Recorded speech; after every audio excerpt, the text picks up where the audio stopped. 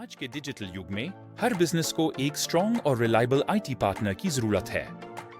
KTR soft take आपके लिए perfect solution है।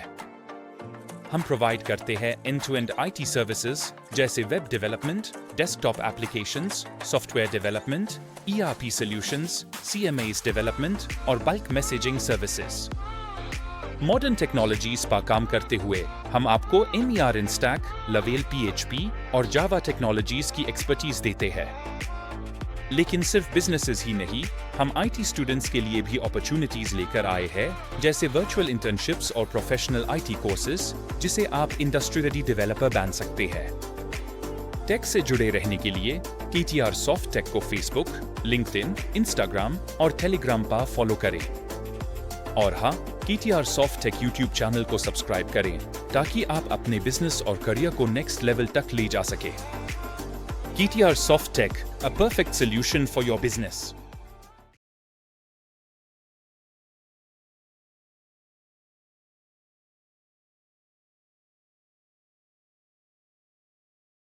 हेलो गाइस, उपस्थित हैं हम एक और फ्रेश क्लास के साथ। आज की क्लास में हम कुछ इम्पोर्टेंट हुक्स को देखेंगे, जैसे यूज रेफ किस तरीके से यूज होता है, क्यों यूज होता है, यूज कॉन्टेक्स्ट किस लिए यूज होता है। बात करें हम यूज रिड्यूसर किस लिए यूज होता है, किस तरीके से हम उसका यूज करते हैं। तो ये सभी आज की वीडियो में हम देखने वाले हैं। तो चलिए आगे बढ़ते हैं। सबसे पहले मैं क्या करूँगा, अपना कोड एडिटर ओपन करूँगा। आप जो भी कोड एडिटर यूज़ कर रहे हैं उसको आप क्या करिए, ओपन कर लीजिए। मैं सबसे पहले क्या करूँगा, VS कोड को अपने को ओपन करूँगा, क्योंकि मैं विजुअल कोड स्टूडियो यूज़ कर रहा हूँ। उसके बाद सिंपली क्या करूँगा, जो भी मेरा प्रोजेक्ट है जो हमने पहली क्लास के दौरान बनाया था उसको सिंपली मैं ओपन करूँगा। यहाँ क्लिक करने के बाद फोल्डर, उसके बाद जो भी हमने बनाया था ना प्रोजेक्ट, उसके बाद सिंपली आपको अपना प्रोजेक्ट ओपन कर लेना है। उसके बाद करना क्या है, जो भी आपका प्रोजेक्ट है सिंपली आप SRC फोल्डर के आगे आएंगे और सबसे पहले हम करने क्या वाले हैं, हम करेंगे यूज रेफ को एक्सप्लेन। यूज रेफ क्या होता है, क्यों यूज होता है, किस लिए हम यूज करते हैं और किस तरीके से हम यूज रेफ का यूज कर सकते हैं अपनी रिएक्ट एप्लीकेशन के अंदर। तो अभी बात करेंगे यूज रेफ। यूज रेफ होता क्या है, तो यूज रेफ एक म्यूटेबल कंटेनर होता है जो री रेंडर के बिना वैल्यू स्टोर कर सकता है। इसका क्या मतलब है, इसका मतलब है यानी हम किसी भी इनपुट फील्ड की वैल्यू को स्टोर कर सकते हैं बिना अपने कंपोनेंट या किसी भी पेज को री रेंडर किए बिना। सेकंड बात करेंगे, डोम एलिमेंट को डायरेक्टली एक्सेस कर सकता है, यानी कोई भी डोम एलिमेंट हो उसको हम डायरेक्टली एक्सेस कर सकते हैं यूज रैप के द्वारा। बात करेंगे यूज रैप की, तो यूज रैप यूज क्यों होता है, what is reason behind the use of use ref hook in React application. जब आपको वैल्यू चेंज करनी हो पर UI रीरेंडर ना करनी हो, आप किसी भी HTML एलिमेंट या किसी भी एलिमेंट की जब आप वैल्यू को चेंज करना तो चाहते हैं, लेकिन जो आपका UI है, यूजर इंटरफेस, उसको आप री रेंडर करना नहीं चाहते, तब हम यूज रेफ का यूज कर सकते हैं। या फिर जब हमको इनपुट कोई भी डिव, बटन जैसे डोम के कंट्रोल करना है, तब भी हम यूज रैप का यूज कर सकते हैं। रियल लाइफ एग्जांपल्स की बात करें तो timers, counters and previous value को स्टोर करने या फिर फोकस कंट्रोल को करने के लिए हम यूज रैप हुक का यूज करते हैं। तो आइए जानते हैं यूज रैप हुक का सिंटेक्स किस प्रकार का होता है। तो सिंटेक्स जानने से पहले मैं क्या करूँगा, सबसे पहले यहाँ आऊँगा अपने एच रैप के अंदर। मैं क्या बोल रहा हूँ, मैं कोई भी एक कंपोनेंट बना लूँगा, यानी यहाँ जाऊँगा और मैं एक न्यू फाइल क्रिएट करूँगा और यहाँ बोलूँगा learn use ref dot JSX। यहाँ आने के बाद मैं सिंपली क्या लिखूँगा, एक बॉयलर प्लेट कोड, यानी कोई भी एक फंक्शन क्रिएट करूँगा तो मैं RAFC के द्वारा ईजिली क्रिएट कर सकता हूँ। अभी मैंने लर्न यूज़ रैप नाम से एक फंक्शन क्रिएट किया जो हमको रिटर्न कर रहा है एक डिव। लेकिन अभी हम क्या करेंगे, सबसे पहले देखेंगे कि यूज़ रैप को हम किस तरीके से लिख सकते हैं। मैं यहाँ आऊँगा अपने लर्न यूज़ रैप फंक्शन के अंदर। उसके बाद क्या करूँगा, यहाँ सिंपली मैं बनाऊँगा एक काउंटर, यानी count reference, const count reference is equal to use ref. ये हमारा हुक है। अब हम इसको क्या करेंगे, इनिशियलाइज कर देंगे। अब इनिशियलाइज किस तरीके से करेंगे, तो इनिशियलाइज में क्या करूँगा, इसे जीरो के साथ इनिशियलाइज कर दूंगा, और मैं जीरो कहाँ लिखूँगा, इधर। तो ये क्या किया हमने, यूज रेफ का एक बेसिक सिंटेक्स होता है जो हमने जीरो से इनिशियलाइज कर रखा है। अब क्या करूँगा, मैं इसको हैंडल करने के लिए एक फंक्शन क्रिएट करूँगा हैंडल क्लिक नाम से। मैं यहाँ const handle click function create किया। अब फंक्शन की डिक्लेरेशन भी तो देनी है, यानी ये फंक्शन करेगा क्या। तो मैं क्या करूँगा, जो काउंट रैप है ना, उसकी जो करंट वैल्यू है, यानी काउंट रैप की जो करंट वैल्यू है, उसको क्या करूँगा, मैं एक से इंक्रीमेंट कर दूंगा। अब एक से इंक्रीमेंट हम इस तरीके से भी लिख सकते हैं। अब जैसे इंक्रीमेंट हो जाए तो मैं क्या करूँगा, इसे कंसोल में भी प्रिंट करा लूँगा। तो कंसोल डॉट लॉग, उसके बाद क्या लिखूँगा, यहाँ COUNT यानी काउंट, यहाँ काउंट। उसके बाद मुझे क्या प्रिंट करना है यहाँ पे, तो काउंट रेफ डॉट करेंट। इसको मैं क्या करूँगा, सिंपली लो अपने कंसोल पे प्रिंट कर लूँगा। अब ये फंक्शन है, हमको कॉल भी तो करना होगा। कॉल किस तरीके से करेंगे, तो मैं सिंपली क्या करूँगा, ये जो मेरा यहाँ पे डिव रिटर्न हो रहा है, मैं यहाँ क्या बोल दूँगा कि आप ऐसा करिए, मुझे एक बटन बटन मुझे आप ऐसा करो, बटन को रिटर्न करिए। अब बटन में मैं कुछ भी पैडिंग वगैरह दे दूंगा, मान लिया मैंने पैडिंग दे दी। इसका जो बैकग्राउंड कलर है वो दे दूंगा, मान लिया मैंने इसका बैकग्राउंड कलर ये दे दिया। और टेक्स्ट की बात करूँ तो टेक्स्ट वाइट कर दूंगा मैं, मान लिया वाइट टेक्स्ट वाइट दे दिया। अभी मैं क्या बोलूँगा, यहाँ इसको करूँगा और बोलूँगा क्लिक मी। मैंने इसको एक वैल्यू दे दी या टेक्स्ट दे दिया। अब ये फंक्शन इस पर क्लिक करने पे हैंडल होना चाहिए। तो उसके लिए मैं क्या बोलूँगा, सबसे पहले तो ये टाइप, टाइप क्या, टाइप मतलब बटन, यानी ये क्या है, ये बटन टाइप है। दूसरा क्या बोलूँगा कि ऑन क्लिक यूज़ करूँगा मैं इस पर। तो ऑन क्लिक इसमें कैसे यूज़ करते हैं, हम आने वाली वीडियो में देखेंगे किस तरीके से हम रिएक्ट इवेंट को यूज़ करते हैं। तो मैं लिखूँगा ऑन क्लिक, यानी इस तरीके से। अब ऑन क्लिक करने पे मेरा हैंडल क्लिक नाम का फंक्शन है, वो क्या होना चाहिए, एग्जीक्यूट होना चाहिए। तो मैं हैंडल क्लिक नाम के फंक्शन को यहाँ पास कर दूंगा। तो इस तरीके से अभी मैं जब देखूंगा ना अपनी यूआई ब्राउज़र में जाके, तो मुझे एक बटन दिखाई देगा, और उस बटन पे क्लिक करने पे यूज रैप नाम का जो काउंटर हमने क्रिएट किया है वो रेंडर होगा। तो किस तरीके से रेंडर होगा, अभी आप क्या देख करेंगे, यहाँ पे मैं हैंडल क्लिक एक एरो फंक्शन बनाऊंगा। गाइस यहाँ पे मुझे क्या करना है, इस तरीके से लिखना होगा, कुछ इस तरीके से लिखेंगे। और क्या करेंगे, हम इसको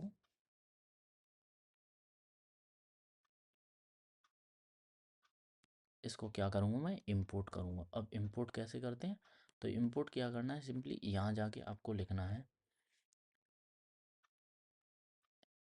यहाँ आप कोमा लगाएंगे, उसके बाद ब्रैकेट, और इसके अंदर लिखते हैं हम यूज रेफ, यानी इस तरीके से हम इसको इंपोर्ट कर लेंगे। अब क्या करना है आपको, सिंपली आपको ये वाला जो हमने कंपोनेंट क्रिएट किया है, इसको हम app dot J S x के अंदर एक्सेस करेंगे। तो अभी मैं app dot J S x के अंदर आऊँगा, और जो हमने पहले क्रिएट किए थे ना, उसको क्या करूँगा, मैं यहाँ लर्न स्टेट को करूँगा कमेंट, और उसके बाद यहाँ बोलूँगा कि जो लर्न यूज रैप अभी हमने बनाया ना, लर्न यूज रैप, इसको क्या करिए आप इंपोर्ट कर लो। अभी के लिए हमने क्या किया, हमने जो कंपोनेंट क्रिएट किया था लर्न यूज रैप, उसको हमने क्या किया, इंपोर्ट कर लिया। उस लर्न यूज रैप में हमने क्या किया था, सिंपली एक हमने क्या किया, फंक्शन क्रिएट किया लर्न यूज रैप, और उस फंक्शन के अंदर हमने यूज़ रैप का यूज़ करके एक काउंट रैप नाम से वेरिएबल क्रिएट किया। उस वेरिएबल को हैंडल करने के लिए हमने एक फंक्शन क्रिएट किया हैंडल क्लिक नाम से। हैंडल क्लिक में हम क्या कर रहे हैं, काउंटर डॉट रेफ यानी जो काउंटर की करंट वैल्यू है, काउंटर डॉट रेफ डॉट करेंट, काउंट रेफ डॉट करेंट की जो करंट वैल्यू है ना उसको आप एक से इंक्रीमेंट कर दो। And console dot log count count ref dot current यानी जो काउंट रेफ की जो करंट वैल्यू उसको कंसोल में प्रिंट कर दो। अब इस वाले मेथड को यानी हैंडल क्लिक फंक्शन को एग्जीक्यूट करने के लिए हमको एक इवेंट की ज़रूरत होगी, रिएक्ट इवेंट की। तो हम उसका यूज़ करने के लिए क्या है, एक बटन क्रिएट किया और उसके अंदर हमने ऑन क्लिक नाम से एक इवेंट क्रिएट की जिसके द्वारा हम हैंडल क्लिक नाम के फंक्शन को एग्जीक्यूट कर रहे हैं। अब मैं सिंपली इसको क्या करूँगा, अपने ब्राउज़र में ओपन करूँगा।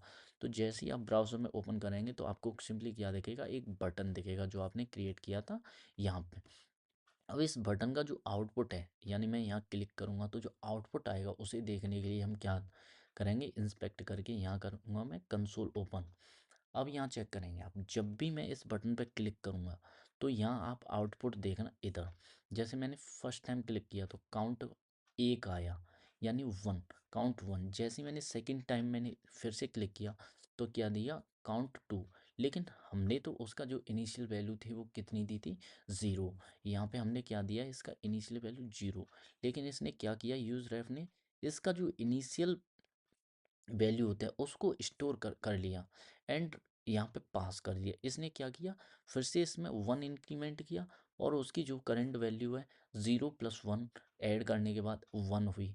लेकिन जब वो फिर से यहाँ पे क्या किया, हमने क्लिक किया तो वो आया तो उसको अब जो करंट वैल्यू थी वो जीरो नहीं वन मिली। यानी यूजर ने क्या किया, जो करंट वैल्यू थी उसको स्टोर कर लिया और नेक्स्ट क्लिक के बाद उसने क्या किया, उसको अपडेट कर दिया। तो इस तरीके से यूज रैप किस लिए यूज़ होता है, प्रीवियस स्टेट, प्रीवियस जो भी वैल्यूज होती हैं उनको हम स्टोर कर सकते हैं, काउंटर बना सकते हैं, टाइमर बना सकते हैं इसके यूज़ से।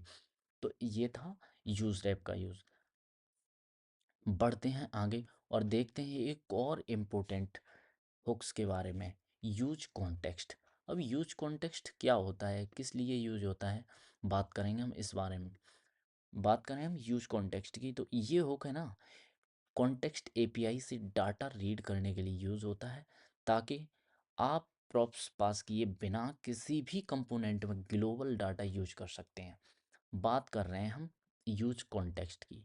तो यूज कॉन्टेक्स्ट क्या करता है, हमारा जो भी हमें डेटा किसी भी कंपोनेंट में, चाहे वो कंपोनेंट हमारे रिएक्ट एप्लीकेशन के अंदर कितने ही नेस्टेड फोल्डर के अंदर पड़ा हो या नेस्टेड फाइल के अंदर नेस्टेड कंपोनेंट यूज़ हो रहा हो, जब कभी भी हमको कोई भी डाटा एक कंपोनेंट से दूसरे कंपोनेंट में पास करना होता है without passing the props, then we can use context react hook।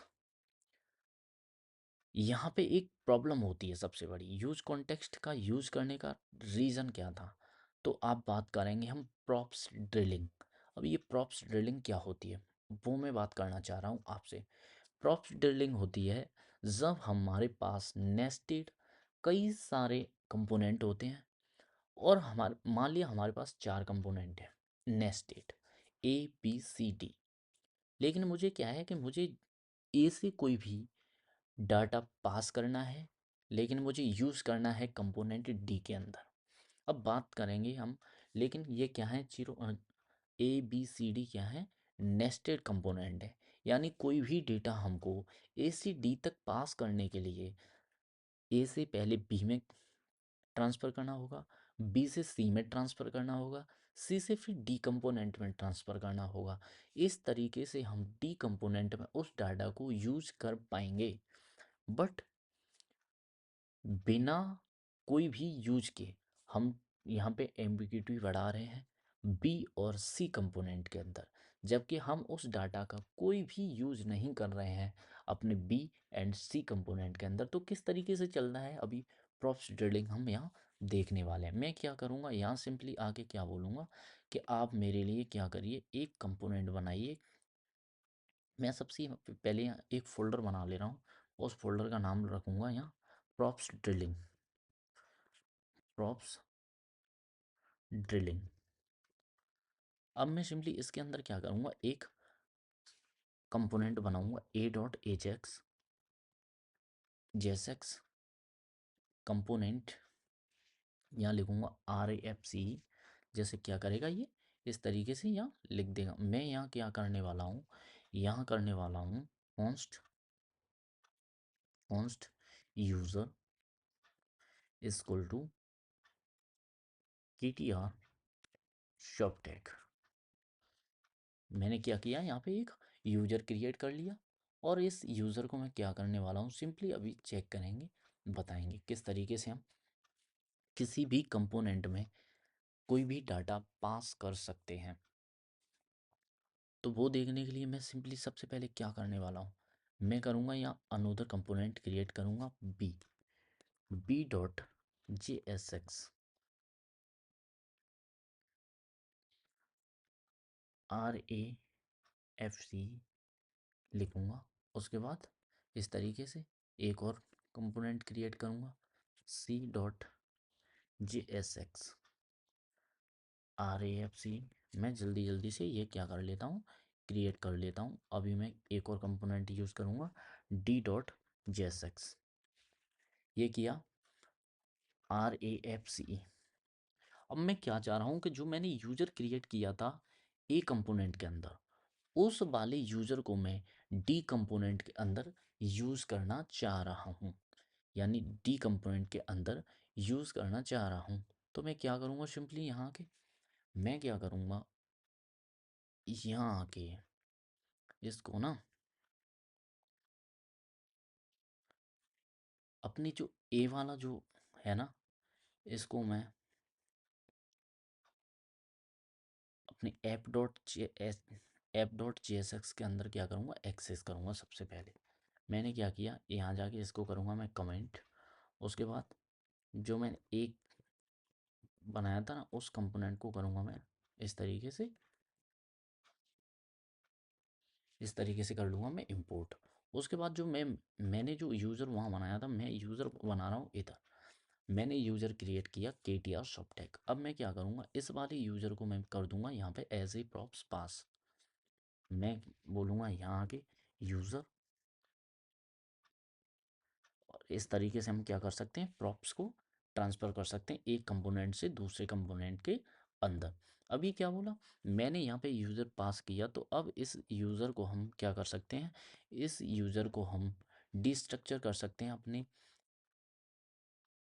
ए वाले कंपोनेंट के अंदर। अभी मैं डिस्ट्रक्चर क्या करूँगा, मैं इस तरीके से यूज़र को यूज कर सकता हूँ।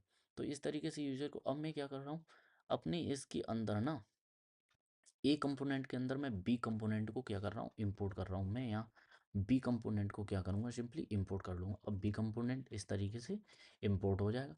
अब मैं जो यूज़र है, उस यूज़र को ना मैं एज ए प्रॉप्स फिर से यहाँ से भी पास कर दूँगा।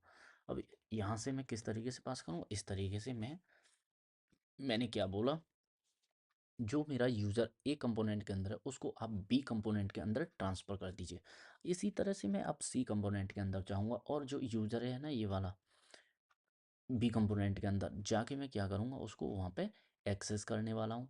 यहाँ आया, इसको मैंने क्या किया, डी स्ट्रक्चर कर लिया। और उसके बाद मैं यहाँ पे सी कंपोनेंट है मेरा, उसको मैं क्या करने वाला हूँ, उस सी कंपोनेंट को मैं यहाँ करने वाला हूँ इम्पोर्ट। अब जैसे ही मैं सी कंपोनेंट को इम्पोर्ट करूँगा, सी कंपोनेंट को क्या करूँगा, मैं यहाँ पे इंपोर्ट कर लूँगा, और यूज़र को एज ए प्रॉप्स यहाँ भी मैं क्या करूँगा, एक बी कंपोनेंट से सी कंपोनेंट में ट्रांसफ़र कर दूंगा एज ए प्रॉक्सी। तो यूज़र, और उसके बाद क्या करना है, सिंपली मुझको फिर से यहाँ पे यूज़र पास करना है। तो इस तरीके से मैंने क्या किया, बी कंपोनेंट से सी कंपोनेंट के अंदर यूज़र को ट्रांसफ़र कर दी। अब मैं आऊँगा अपने सी कंपोनेंट के अंदर, सी कंपोनेंट के अंदर आके मैं यूज़र को यहाँ भी क्या कर लूँगा, डिस्ट्रक्चर। अब डिस्ट्रक्चर करने के लिए मुझे सिंपली क्या करना है, यूज़र, और यहाँ के मैं क्या करूँगा, इसको पास कर दूंगा मैं डी कंपोनेंट के अंदर।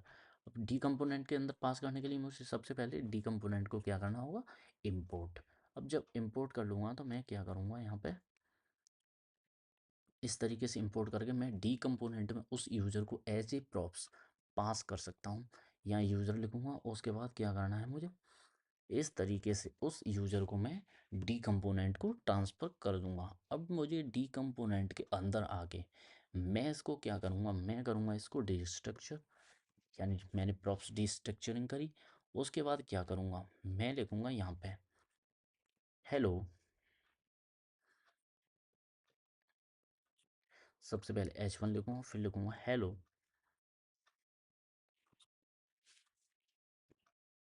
मिस्टर।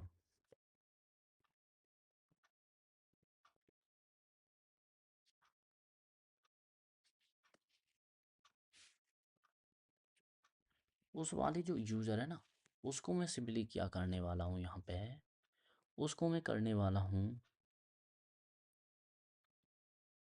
यूज़। अब उसको मैंने ऐसे यूज़ किया, तो उसके बाद क्या किया मैंने, अभी मैं सिंपली अपने ब्राउज़र में जाऊँगा तो आप क्या देखेंगे यहाँ, hello mister Krishna KTR Softech, hello mister KTR Softech. अब यहाँ देखिए, मेरा जो डाटा पड़ा था वो कहाँ था, यूज़र कहाँ पे था, ऐप ऐप डॉट JSX के अंदर। मुझे यूज़ कहाँ करना था, डी डॉट JSX के अंदर। लेकिन मैंने ऐप डॉट JSX से डाटा कहाँ पास किया, जो यूज़र था वो मैंने ए की कंपोनेंट के अंदर भेजा। लेकिन ए कंपोनेंट में उसका कोई यूज़ नहीं था, मैंने उसको बी को ट्रांसफ़र किया। बी के अंदर भी उसका कोई यूज़ नहीं था, मैंने उसको सी के अंदर ट्रांसफ़र किया। सी के अंदर भी उसका कोई यूज़ नहीं था, मैंने उसको डी के अंदर ट्रांसफ़र किया। और डी में मैं उस यूज़र को यूज़ कर रहा हूँ। तो यहाँ पे क्या हुआ, ए बी सी कंपोनेंट के अंदर हमने बिना कोई भी रिक्वायरमेंट के हमने डाटा को पास किया। इस तरीके से हम नेस्टेड कंपोनेंट में डाटा को इस स्टेप वाइज पास करते हैं। इसी प्रॉब्लम को हम कहते हैं प्रॉप्स ड्रिलिंग। यानी हमें कोई भी नीड नहीं थी, ना ए कंपोनेंट में, ना बी कंपोनेंट में, ना सी कंपोनेंट में। हमें नीड थी डी कंपोनेंट के अंदर, और यूज़र आ रहा था हमारा ऐप डॉट JSX के अंदर से। लेकिन हमें ए बी सी तीनों कंपोनेंट को पास करना पड़ा। इस प्रॉब्लम को ही प्रॉप्स ड्रिलिंग प्रॉब्लम बोलते हैं। और इस प्रॉब्लम के ही ओवरकम के लिए ही आया यूज़ कॉन्टेक्स्ट।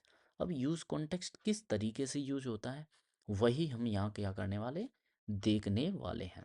किस तरीके से हम यूज़ करेंगे वो अभी हम यहाँ पे देखेंगे। तो सबसे पहले मैं क्या करूँगा, यहाँ आऊँगा और एक फंक्शन मेथड क्रिएट करूँगा, सॉरी, मैं एक फोल्डर क्रिएट करूँगा, learn use context, learn use context. उसके बाद अंदर आऊँगा, एक फाइल क्रिएट करूँगा यूज कॉन्टेक्स्ट .jsx। सिंपली आगे क्या बोलूँगा, RAFCE। यहाँ आया मैं, और इस तरीके से मैं सबसे पहले क्या करने वाला हूँ, ऐप डॉट JSX के अंदर आऊँगा और मैं क्या करूँगा, एक डाटा क्रिएट करने वाला हूँ। क्या डाटा, कुछ नहीं, मान लिया मैंने क्या कर दिया, केवल और केवल यूज़र था, वही मैं यूज़र यहाँ यूज़ करूँगा। अभी मेरे पास क्या था, एक यूज़र क्रिएट किया था KTR सॉफ्टेक। अब KTR सॉफ्टेक को मैंने क्या किया, ए कंपोनेंट के अंदर ना करके मैं यहाँ क्या करूँगा, सिंपली इसको क्या करूँगा, रिमूव यहाँ से। और उसके बाद करने वाला हूँ मैं माई कॉन्टेक्स्ट नाम से एक कॉन्टेक्स्ट क्रिएट करूँगा। उसके बाद जो हमने यूज़ कॉन्टेक्स्ट नाम का क्रिएट किया था ना, इसके अंदर आऊँगा सिंपली, और उसके बाद क्या करूँगा, मैं यहाँ लिख दूँगा एक्सपोर्ट कॉन्स्ट, सीधा लिखूँगा मैं export const,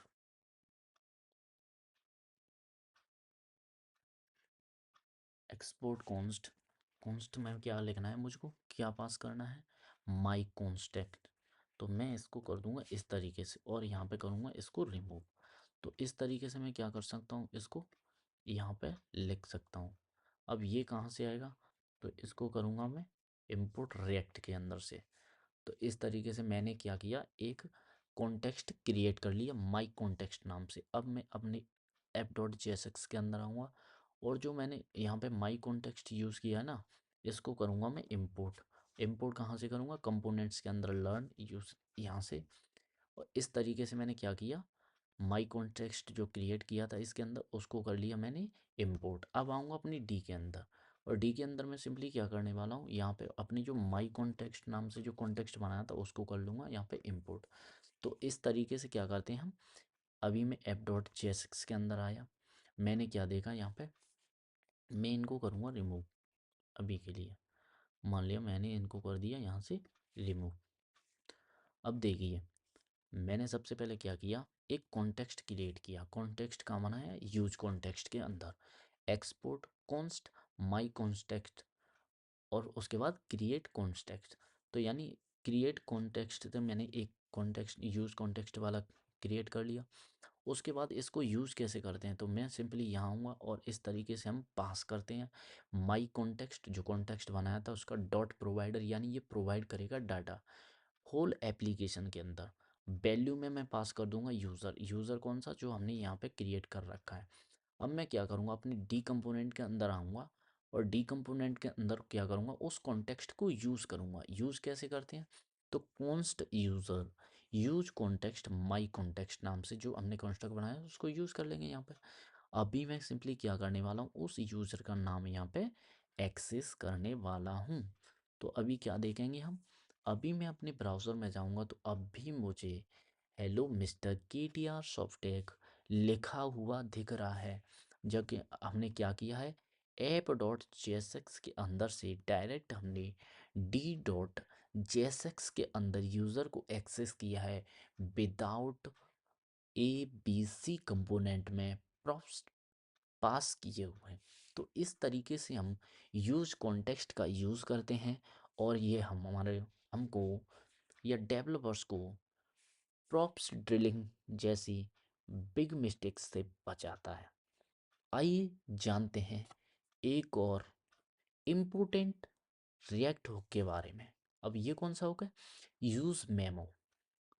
now question is why we need use memo hook in React application, because we know that our application maybe have some extra calculation या heavy calculation, then we need to recalculation on every re-render। यानी हम कह सकते हैं use memo का use हम किस लिए करते हैं, जब हमारी रिएक्ट एप्लीकेशन के अंदर कोई भी हैवी कैलकुलेशन चल रही हो और हम नहीं चाहते कि हर यानी हर री रेंडर के बाद, यानी जब भी हमारी यूआई या एप्लीकेशन री रेंडर हो वो हैवी कैलकुलेशन बार बार रिपीट यानी बार बार हो, तो उसे अवॉइड करने के लिए हम क्या करते हैं, यूज़ मेमो का यूज़ करते हैं। ये समझ आया। इससे होगा क्या, यूज मेमो से होता क्या है, तो ये क्या करता है, हमारी रिएक्ट एप्लीकेशन की परफॉर्मेंस को ऑप्टिमाइज कर देता है।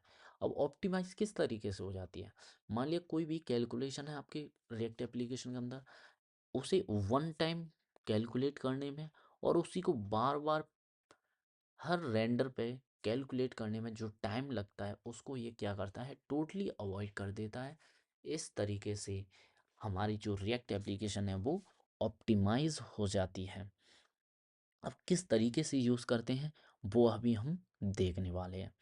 तो सबसे पहले हम क्या करेंगे, एक करूँगा मैं फोल्डर क्रिएट, और फोल्डर क्रिएट करूँगा, क्या बनाऊँगा यहाँ पे, सिंपली जाके बोलूँगा लर्न,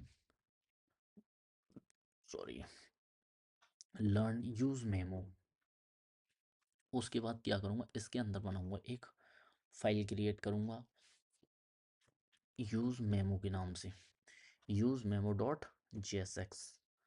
सिंपली यहाँ क्या करूँगा RAFCE।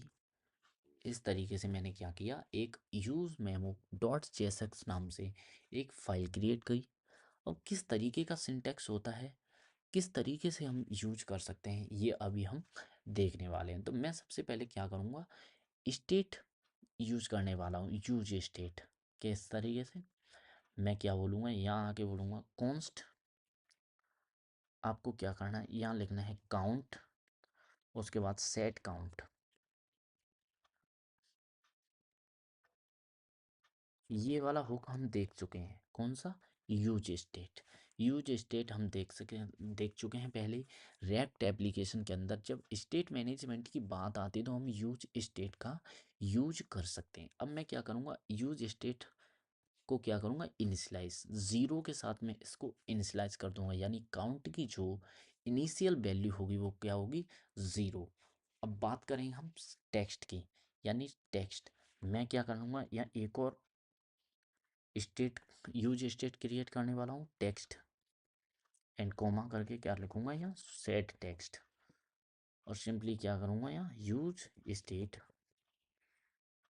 और इसको मैं करने वाला हूँ एम्प्टी स्ट्रिंग से इनिशलाइज, यानी मैंने इसको क्या कर दिया, एंड एम्प्टी स्ट्रिंग से इनिशलाइज कर दी। अब मैं बनाऊंगा एक क्या, फंक्शन, यानी एक फंक्शन क्रिएट करने वाला हूँ जिससे हम कोई भी कैलकुलेट कर रहे होंगे। मैं क्या बोलूँगा यहाँ पे, कॉन्स्ट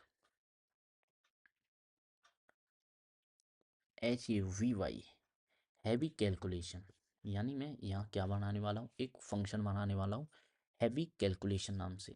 एरो फंक्शन बनाऊंगा और उसमें क्या लिखने वाला हूँ, यहाँ यूज़ मेमो, यहाँ लिखूंगा यूज़ मेमो। इस तरीके से हम यूज़ मेमो, अब यूज़ मेमो क्या करता है, दो पैरामीटर लेता है, फर्स्ट कोई भी फंक्शन, सेकंड डिपेंडेंसीज। अब डिपेंडेंसी क्या होती हैं, तो एरे ऑफ पैरामीटर्स डिपेंडेंसी कहलाती हैं, यानी वो फंक्शन जब भी एग्जीक्यूट होता है यदि उसकी डिपेंडेंसी में कोई भी चेंजेस आ रहे होते हैं।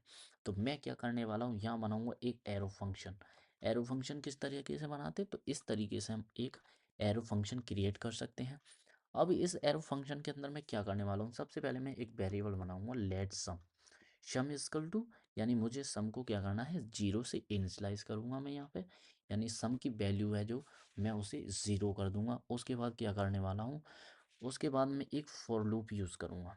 अब फॉर लूप किस तरीके से यूज़ करते हैं, ऐसे, तो मैं क्या बोलूँगा, let I equal to zero, यानी ज़ीरो से स्टार्ट होनी चाहिए, और जो आई है ना वो क्या होनी चाहिए, वन दी पावर, यानी यहाँ पे क्या लिखने वाला हूँ, इस तरीके से E⁻7, यानी इसके बाद 7 जीरो रहने चाहिए इसके।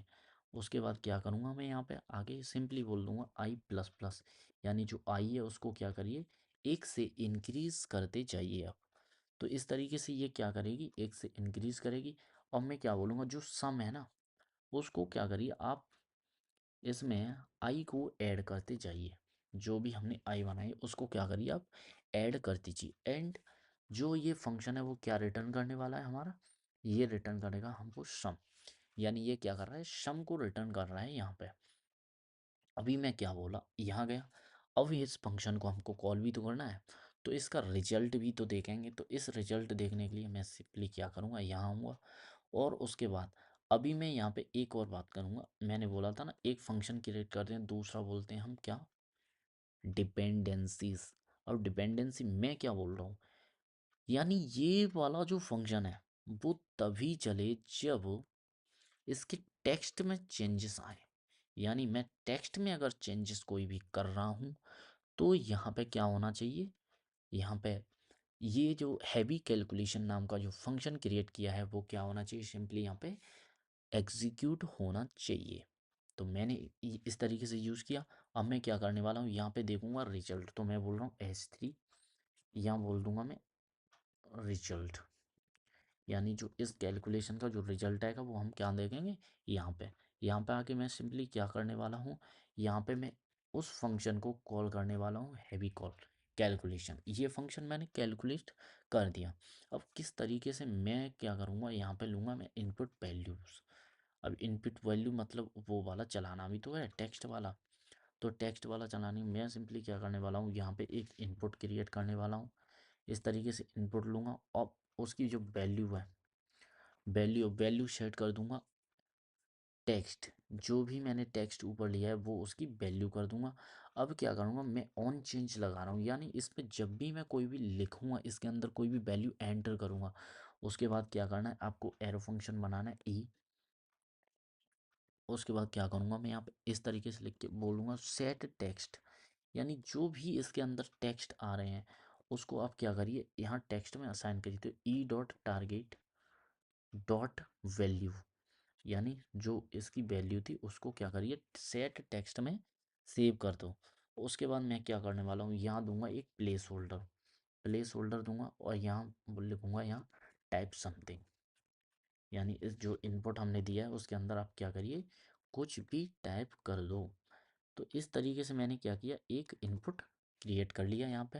अब मुझे ये वाला रेंडर करने के लिए मुझे एक बटन की भी नहीं है, तो मैं क्या करने वाला हूँ, यहाँ सिंपली एक बटन क्रिएट करूँगा, और उस बटन के अंदर एक ऑन क्लिक नाम का रिएक्ट इवेंट लगाने वाला हूँ। ऑन क्लिक, अब ऑन क्लिक पे होना क्या चाहिए, तो यहाँ पे एक एरो फंक्शन एग्जीक्यूट होगा, और उसका क्या होगा सेट काउंट, यानी मैं सेट काउंट करने वाला हूँ। और काउंट में क्या लिखूंगा मैं, तो काउंट में सिंपली करूँगा कि जो भी काउंट है इसकी, यानी COUNT काउंट, उसको क्या करिए आप प्लस कर दीजिए 1 से, यानी उसमें 1 ऐड कर दो। तो इस तरीके से क्या होगा, एक बटन क्रिएट हो जाएगा। और मैं क्या लिखने वाला हूँ यहाँ पे, COUNT काउंट, COUNT काउंट, यानी जो भी काउंट थी उसको मैं क्या करूँगा यहाँ पे एक्सेस कर लूँगा। तो इस तरीके से वो काउंट यहाँ पे, एक सेकंड, ये वाला काउंट रखना था यहाँ पे। तो इस तरीके से हमने क्या किया, यहाँ पे यूज़ मेमो का इस तरीके से यूज़ किया। अभी हम इसको ब्राउज़र में चेक करने वाले, लेकिन मैं उससे पहले यहाँ क्या करने वाला हूँ, एक चेक पॉइंट लगाऊंगा, यानी कंसोल में मुझे प्रिंट होना चाहिए हैवी कैलकुलेशन रनिंग। यहाँ पे मैं 3 की जगह करूँगा 5, 6 नहीं 5। अब इसको करने वाला हूँ मैं ब्राउज़र में चेक करूँगा, यहाँ आऊँगा, ब्राउज़र में चेक करने वाला हूँ इस तरीके से, यहाँ आऊँगा। अभी क्या बोल रहा है ये, हैवी कैलकुलेशन इज रनिंग। मैंने क्या किया, यहाँ पे कुछ भी टाइप किया, देखो इसने क्या किया, हैवी कैलकुलेशन इज रनिंग, यानी जब भी मैं टेक्स्ट एंटर कर रहा हूँ ये क्या कर रहा है, उस कैलकुलेशन को बार बार रिकैलकुलेट कर रहा है। लेकिन जब मैं यहाँ पे काउंट को बढ़ा रहा हूँ, इसे उसका कोई मतलब नहीं है। अभी चेक करेंगे, यहाँ पे मैं आया और काउंट मैंने बढ़ाया, इसको इससे कोई मतलब नहीं है। तो यूज़ मेमो क्या कर रहा है, यूज़ मेमो केवल तभी रिकैलकुलेट करता है जब हम उसकी डिपेंडेंसी में चेंजेस कर रहे होते हैं। जैसे अभी मैंने क्या किया, यहाँ पे आया, इस सब को क्या करूँगा मैं रिमूव, यानी जो भी है उसको मैं करने वाला हूँ क्या, यहाँ से रिमूव रिमूव करूँगा। यानी इस तरीके से हैवी कैलकुलेशन इज रनिंग। लेकिन जैसे ही मैं यहाँ पे कोई भी एंटर करूँगा, देखो फिर से यहाँ पे जो कैलकुलेट है, फिर से कैलकुलेशन हुई है। अभी मैं फिर से टेक्स्ट करूँगा, यानी फिर से कैलकुलेट हुई है। तो ये क्या करता है, यूज़ मेमो किसी भी हैवी कैलकुलेशन को तभी रिकैलकुलेट करता है जब उसकी डिपेंडेंसी में क्या होता है, चेंजेस होता है। अभी मैंने उसकी डिपेंडेंसी यहाँ पे दे रखी है, लेकिन अभी मैं क्या बोलूँगा, यहाँ पे टेक्स्ट को हटा दीजिए। मैं यहाँ आया अपने ब्राउज़र में, मैं करूँगा यहाँ पे क्या, रिफ्रेश। उसके बाद क्या किया मैंने, उसने एक बार इसको कैलकुलेट कर रखा है, लेकिन अभी मैं यहाँ पे क्या करने वाला हूँ, कुछ भी टेक्स्ट एंटर करता रहूँ, ये क्या करेगा, उसको रिकैलकुलेट करेगा ही नहीं जब तक मैं उसकी जो डिपेंडेंसी उसमें चेंजेस नहीं करूँगा। लेकिन अभी मैंने क्या किया, यहाँ पे कोई भी डिपेंडेंसी पास नहीं की। तो इसका क्या मतलब होता है, जब कोई भी हम डिपेंडेंसी यहाँ पास नहीं कर रहे हैं, तो इसका मतलब जब भी ब्राउज़र में ये हमारा जो पेज है वो लोड होगा, यानी वन टाइम ये कैलकुलेशन चलेगी, उसके बाद इसकी कोई भी डिपेंडेंसी नहीं है। यानी ये कैलकुलेशन तभी होगी जब हम पेज को रिफ्रेश करेंगे। तो इस तरीके से हम यहाँ डिपेंडेंसी दे सकते हैं। जैसे अभी मैंने यहाँ पे क्या बोला कि काउंट पे डिपेंडेंसी दो, यानी काउंट पे अगर चेंजेस आए तो ये कैलकुलेशन रिकैलकुलेट होनी चाहिए। जैसे अभी मैं क्लिक करूँगा तो इसने क्या किया, इस पे फिर से रिकैलकुलेट किया। मैंने अभी फिर से कैलकुलेट क्लिक किया तो इसने क्या किया, फिर से इस कैलकुलेशन को रिकैलकुलेट किया। अभी मैं टेक्स्ट में कुछ भी देने वाला हूँ नहीं तो ये नहीं रिकैलकुलेट करेगा। तो यही है यूज़ मेमो का फंडा।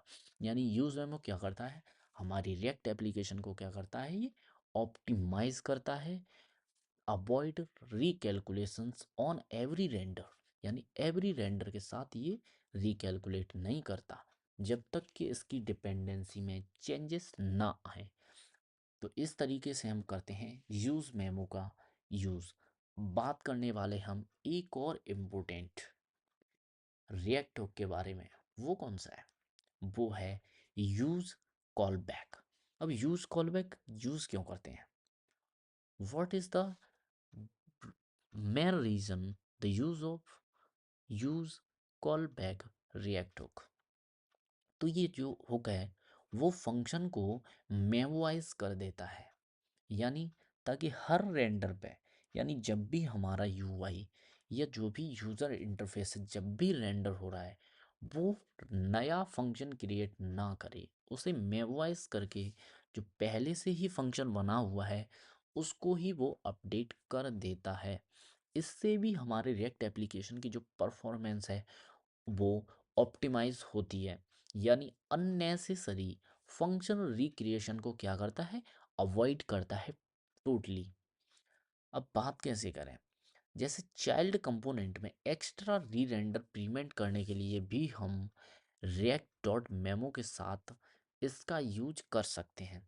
आइए देखते हैं किस तरीके से हम यूज कॉल बैक का यूज करते हैं। तो मैं क्या करने वाला हूँ, यहाँ सिंपली सबसे पहले एक फोल्डर क्रिएट करूँगा और उसका लिखूँगा लर्न यूज कॉल बैक। उसके अंदर लिखूँगा मैं यूज कॉल बैक। एक फाइल क्रिएट करूँगा यूज कॉल बैक के नाम से, simply use callback dot JSX RAFC। अब क्या करने वाला हूँ मैं यहाँ पे?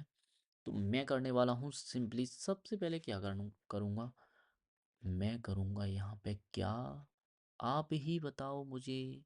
तो मैं करने वाला हूँ सिंपली इस वाले में मेमो का यूज़। अब memo use callback use state किस तरीके से यूज़ होंगे वो अभी हम यहाँ क्या करने वाले हैं, देखने वाले हैं।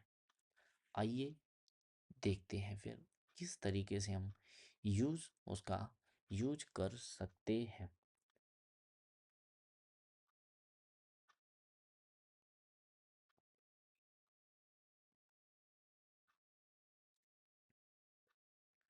मैं सबसे पहले यूज़ कॉलबैक के अंदर आऊँगा और उसके अंदर क्या करने वाला हूँ, एक करूँगा function create handle child click, यानी जो चाइल्ड कंपोनेंट पे उस पर क्लिक करने पे चाइल्ड रेंडर हो रहा है कि नहीं वो देखेंगे हम। तो सबसे पहले मैं क्या कर रहा हूँ यहाँ पे handle child, sorry child click, एक क्या किया मैंने, फंक्शन क्रिएट किया। इस तरीके से मैं एक फंक्शन क्रिएट कर लूँगा और उसके अंदर क्या करने वाला हूँ, मैं लिखूँगा simply console dot log, console dot log. उसके अंदर क्या लिखूँगा, सिंपली चाइल्ड क्लिक्ड, यानी जो चाइल्ड था वो क्या हुआ, क्लिक्ड हो गया है।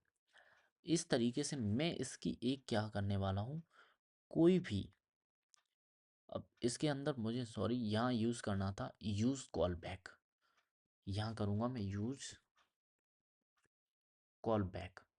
अब ये भी यूज़ मेमो की तरह दो पैरामीटर ही लेता है, यानी use call back also have two parameters, first is function and second is array of dependencies. तो मैं सिंपली सबसे पहले क्या करूँगा, एक ये ब्रैकेट लेने वाला हूँ, उसके बाद इस पूरे को इस ब्रैकेट के अंदर रैप कर दूंगा। अभी हमने एक फंक्शन तो क्रिएट कर लिया, ये एरो फंक्शन, लेकिन अभी मुझे क्या करना होगा, यहाँ डिपेंडेंसी की एरे भी देनी होगी। तो इस तरीके से हम क्या करते हैं, कोई भी यूज कॉलबैक नाम का जो हो गया हम उसका यूज करते हैं। तो इसके लिए मैं सबसे पहले काउंट का एक क्या करने वाला हूँ, यानी हमारा ये चाइल्ड है वो क्लिक्ड हुआ कि नहीं हुआ, उसके लिए मैं एक यूज स्टेट से काउंट नाम का एक स्टेट क्रिएट करूँगा, यानी COUNT count and set count. इस तरीके से मैं एक स्टेट क्रिएट कर लूँगा यूज स्टेट करने के बाद इसको मुझे क्या करना है, इसको इनिशलाइज भी करना है। इनिशलाइज कैसे करते हैं, तो मैं सिंपली यहाँ आके 0 लिख दूंगा। तो ये क्या किया मैंने, इसको कर दिया इनिशलाइज। अब ये करने के बाद मुझे क्या करना है, यहाँ सिंपली आऊँगा और उसके बाद मुझे क्या करना है, उसके बाद मुझे करना है यहाँ पे रिटर्न। अब रिटर्न क्या करूँगा मैं, यहाँ आऊँगा सिंपली सबसे पहले, और क्या करना है मुझे, यहाँ मैं देखूँगा कि जो पेरेंट काउंट है वो इंक्रीमेंट हुआ कि नहीं हुआ। तो मैं लिखूँगा H3 और यहाँ लिखने वाला हूँ पेरेंट काउंट। पेरेंट काउंट, अब काउंट में क्या लिखूँगा यहाँ पे, काउंट यानी मैं जो काउंट दिया था वो उसको कर दूंगा यहाँ पे पास। काउंट पास किया, उसके बाद मैं क्या करूँगा, उसके बाद सिंपली बनाने वाला हूँ एक बटन। अब मैं क्या करूँगा, यहाँ लिखूँगा बटन, इस तरीके से बटन क्रिएट करूँगा। इस बटन में लिखूँगा इंक्रीमेंट या इंक्रीज पेरेंट, यानी जो पेरेंट का काउंट है उसको मैं यहाँ से क्या करने वाला हूँ, इंक्रीज करने वाला हूँ। अब इंक्रीज कैसे होगा, तो मैं लगाऊंगा यहाँ पे on click react event. On click यानी क्लिक होने पर एक फंक्शन चलना चाहिए। मैं फंक्शन का नाम नहीं दे रहा, तो मैं क्या करूँगा, यहाँ पे एक एरो फंक्शन क्रिएट करूँगा और उसके बाद बोलूँगा जो सेट काउंट है ना, उसको आप सेट करिए। सेट में क्या करना है आपको, जो भी करंट काउंट है उसमें आप क्या करिए, एक ऐड कर दीजिए, यानी 1 ऐड कर दो। इस तरीके से ये बटन काम करेगा। अब मैं बात करूँगा यहाँ पे चाइल्ड की, यानी चाइल्ड क्लिक हुआ कि नहीं हुआ। मैं यहाँ करूँगा चाइल्ड। अब मुझे करने के लिए ये, मुझे एक चाइल्ड क्रिएट भी तो करना होगा, तो मैं सिंपली क्या करूँगा, यहाँ आऊँगा और इसके बाहर आगे एक बनाने वाला हूँ चाइल्ड। तो कॉन्स्ट CONST कॉन्स्ट चाइल्ड, यहाँ आऊँगा, चाइल्ड क्रिएट किया। किस तरीके से, मेमो यूज़ करूँगा रिएक्ट्स का। अब इसके अंदर मुझे पास करना है ऑन क्लिक, यानी यहाँ इवेंट को डी स्ट्रक्चर करूँगा मैं, किसके अंदर, एरो फंक्शन के अंदर। इस तरीके से मैं एक एरो फंक्शन क्रिएट करने वाला हूँ। अब इस एरो फंक्शन के अंदर मैं डी स्ट्रक्चर करूँगा क्या, डी स्ट्रक्चर करूँगा ऑन क्लिक को, यानी ऑन क्लिक में यहाँ पे इस तरीके से पास करने वाला हूँ, यानी ऑन क्लिक होने पे ये यहाँ पे चलना चाहिए। और मैं लिखूँगा यहाँ पे कंसोल.लॉग, कंसोल.लॉग, यहाँ लिख दूंगा सिंपली चाइल्ड रेंडर्ड, यानी इस तरीके से यहाँ पे क्या कर दूंगा, मैं चाइल्ड रेंडर्ड राइट करूँगा। और उसके बाद क्या करूँगा, मैं यहाँ पे रिटर्न, रिटर्न क्या करना है मुझे, यहाँ बटन, बटन करने वाला हूँ यहाँ पे। और इस तरीके से यहाँ लिखूँगा on click, on click, on click में क्या करूँगा, मैं चलाऊँगा जो ऑन क्लिक नाम का जो अब मेरे पास यहाँ पे प्रॉप्स के तौर पे यूज़ किया है मैंने। तो यहाँ पे मैं इसको क्या करूँगा, सिंपली कॉपी करूँगा, इसको कर दूँगा यहाँ पे पास, यानी इस बटन पे क्लिक करने पे ये वाला ऑन क्लिक फंक्शन एग्जीक्यूट होना चाहिए। मैं करूँगा इसको क्लोज और यहाँ लिख दूँगा चाइल्ड बटन, यानी ये क्या है, चाइल्ड बटन है यहाँ पे। अब इस चाइल्ड को मैं यूज़ करने वाला हूँ कहाँ पे, यहाँ, यहाँ आऊँगा और इसको बोलूँगा चाइल्ड, जो भी चाइल्ड था ऑन क्लिक। ऑन क्लिक करने पे क्या होना चाहिए, हैंडल चाइल्ड क्लिक, यानी मैं इसको करने वाला हूँ एग्जीक्यूट। यहाँ करूँगा, यहाँ ये लिखने वाला हूँ हैंडल चाइल्ड क्लिक और उसके बाद करूँगा इसका क्लोज। तो इस तरीके से मैंने क्या किया, एक चाइल्ड क्रिएट किया यहाँ, और जो भी ऑन क्लिक इसमें पास हो रहा है, सबसे पहले तो आप कंसोल में चाइल्ड रेंडर नाम से राइट करिए, उसके बाद रिटर्न कर दीजिए एक बटन, चाइल्ड बटन। तो इस तरीके से मैंने यहाँ पे एक फंक्शन स्टेट क्रिएट की काउंट की, जिसे मैंने 0 से इनिशलाइज कर दिया। उसके बाद cost handle child click, child click को हैंडल किया है, यानी चाइल्ड क्लिक्ड यहाँ पे। और उसके बाद इस तरीके से यूज़ किया है मैं। अभी सिंपली मुझे ये क्या करना है, अपने ब्राउज़र में देखना है। तो उसके लिए मुझे सबसे पहले क्या करना होगा, इसको app.jsx के अंदर क्या करने वाला हूँ, इम्पोर्ट। तो मैंने यहाँ जाके बोला, यहाँ पे सिंपली यूज़ कॉल बैक, यहाँ क्या बोलूँगा, यूज कॉल बैक, ये वाला कंपोनेंट मैं क्या करूँगा यहाँ पे इंपोर्ट। अब जब मैं अपने ब्राउज़र में देखूँगा तो मुझे क्या देखने वाला है, कुछ इस तरीके का सीन। अभी मुझे एक बटन दिख रहा है, बटन की हमने स्टाइलिंग नहीं दी है तो इस तरीके से वो दिख रहा है। पेरेंट काउंट कितना है, 0। मैंने इंक्रीमेंट किया यहाँ पे तो पेरेंट काउंट क्या हुआ, 1। यानी यहाँ पे पेरेंट काउंट 1 हुआ। मैंने फिर से क्लिक किया, पेरेंट काउंट 2 हुआ। लेकिन जो चाइल्ड रेंडर था वो नहीं इंक्रीमेंट हुआ। मैंने यहाँ पे क्या किया, चाइल्ड क्लिक किया तो इसने क्या बोला, चाइल्ड क्लिक्ड, यानी चाइल्ड क्लिक हुआ। मैंने फिर से यहाँ क्लिक किया तो चाइल्ड 2 टाइम क्लिक्ड। फिर से मैंने क्या किया, चाइल्ड 2 टाइम क्लिक्ड, यानी इंक्रीमेंट। यहाँ से फिर से किया तो 3। ये क्या कर रहा है यहाँ पे, या नहीं, यहाँ आएंगे अभी चेक करेंगे यहाँ के। तो यूज बाय कॉल बैक क्या करता है, ये फंक्शन रिक्रिएशन को अवॉइड करता है, यानी फंक्शन रिक्रिएशन को अवॉइड करता है। हमने पेरेंट पे क्या किया, एक बटन बनाया है, इंक्रीमेंट पेरेंट, जिसमें हमने एक इवेंट लगाई थी ऑन क्लिक। ऑन क्लिक होने पर एक एरो फंक्शन चलेगा जो सेट काउंट है, यानी जो इनिशियल काउंट की वैल्यू है उसकी वैल्यू को 1 से इंक्रीमेंट करेगा और इस तरीके से वो बताएगा कि पेरेंट क्या हुआ है, रेंडर हुआ है, क्लिक्ड हुआ है। तो यहाँ आया, उसने फिर क्या किया, एक चाइल्ड नाम से एक हमने पहले से ही कंपोनेंट या कह सकते हैं हमने एक फंक्शन क्रिएट किया और उसको ऑन क्लिक यहाँ पे लगा दिया।